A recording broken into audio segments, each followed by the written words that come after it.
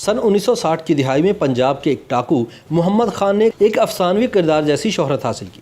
سن 1927 میں دھرنال تحصیل تلاگنگ ضلع چکوال کے مقام پر پیدا ہونے والا محمد خان بری فوج میں حوالدار تھا، مگر جب برادری کے ایک تنازع میں اس کے بھائی کو قتل کر دیا گیا تو اس نے اپنے بھائی کا انتقام لینے کے لیے اپنے مخالفین کا ایک آدمی قتل کر دیا اور فرار ہو گیا۔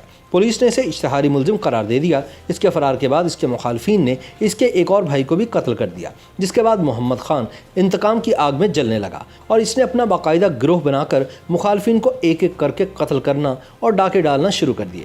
اس نے بعض قتل پولیس اور مخالفین کو پہلے سے اطلاع دے کر کیے۔ محمد خان ڈاکو کا اس قدر اثر و رسوخ تھا کہ علاقے کے ایس پی سے لے کر معمولی سپاہی تک کوئی اس کی اجازت کے بغیر اس کے گاؤں میں داخل نہیں ہو سکتا تھا۔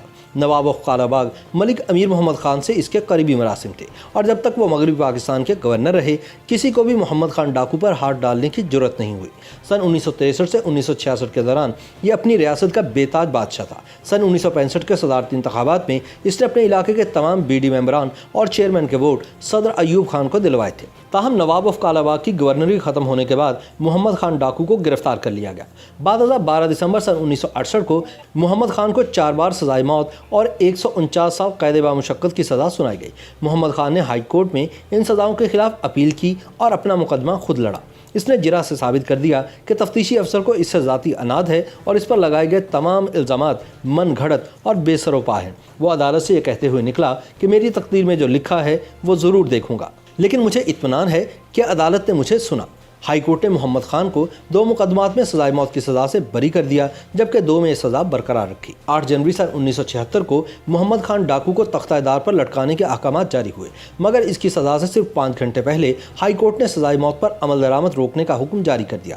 سن 1978 میں محمد خان ڈاکو کی سزائے موت عمر قید میں تبدیل کر دی گئی اور محترمہ بے نظیر بھٹو کے دور حکومت میں 60 سال سے زائد عمر قیدیوں کی سزا کی معافی کے اعلان کے بعد یہ طلسماتی کردار جیل سے رہا ہو گیا اور 29 ستمبر سن 1995 کو طبعی موت پا کر دنیا سے رخصت ہوا۔ محمد خان ڈاکو اپنے آبائی گاؤں ڈھوک مصائب تحصیل تلاگنگ ضلع چکوال میں دفن ہے۔ محمد خان کی زندگی میں ہی ہدایتکار کیفی نے اس پر ایک پنجابی فلم محمد خان کے نام سے بنائی، جس میں مرکزی کردار سلطان راہی نے نبھایا، تاہم یہ فلم کمزور اسکرپٹ کے باعث مقبولیت حاصل نہ کر سکی۔